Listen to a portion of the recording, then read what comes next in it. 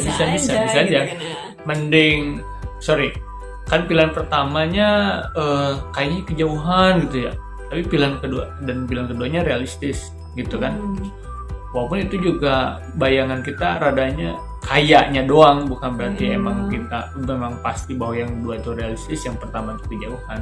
Kita nggak pernah tahu, kecuali kita sudah pernah tryout di beberapa lembaga tes atau bimbel dan lain-lain. Kita pernah tryout dan tahu hasilnya ada jarak, karena biasanya lembaga tes itu punya alat ukur yang dibandingkan dengan populasi. Itu penting, apalagi kalau populasinya bisa lebih dari 1.000 orang yang ikut tes itu, yang dibandingkan setiap antar populasi.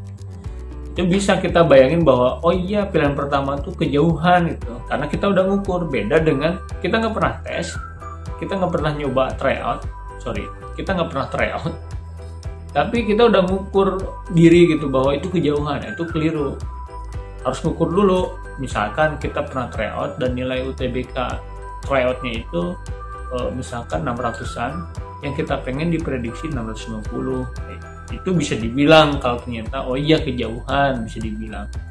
Tapi nggak apa-apa sih, sebenarnya kejar aja pilihan pertama, kan itu tryout gitu. Bukan besok gitu, nanti UTBK itu beda, itu sesuatu yang beda, masih bisa dikejar. Dan kita juga nggak tahu populasi saat itu seperti apa, karena populasi yang dipakai kan pada saat tryout beda dengan nanti pada saat UTBK. 1.000 orang nanti dibandingkan dengan 800.000 orang, itu beda banget.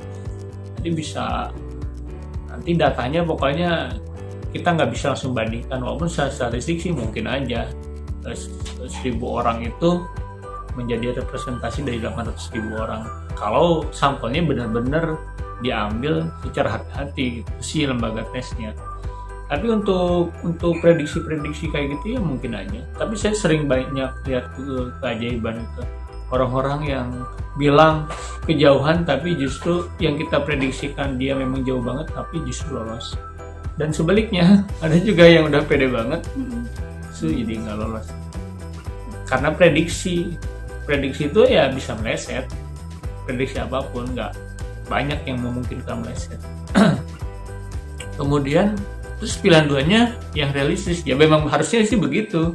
Pilihan satunya yang pengen banget, keduanya yang realistis atau rasional, bisa diukur berdasarkan prediksi tadi. Itu penting. Memang nggak apa-apa kita nyari prediksi untuk mengukur pilihan satu dan pilihan kedua.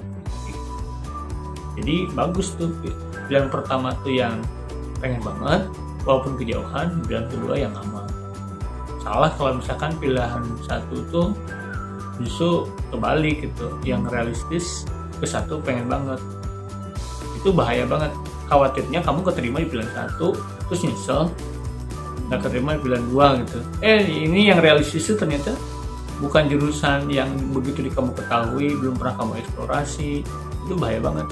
Itu bisa jadi nanti begitu masuk kamu babak belur di kampusnya. Akhirnya yang dianggap salah jurusan itu ya nanti kamu jadi populasi salah satunya. Berarti intinya pilihan satu sama pilihan dua itu urutan itu penting kan? Penting banget. Yang memang benar-benar kalau bisa dua-duanya memang minat, bukan realistis tadi ya, Kalau bisa dua-duanya itu minat, cuman memang pilihan satu lebih minat dibandingkan pilihan dua. Itu yang penting.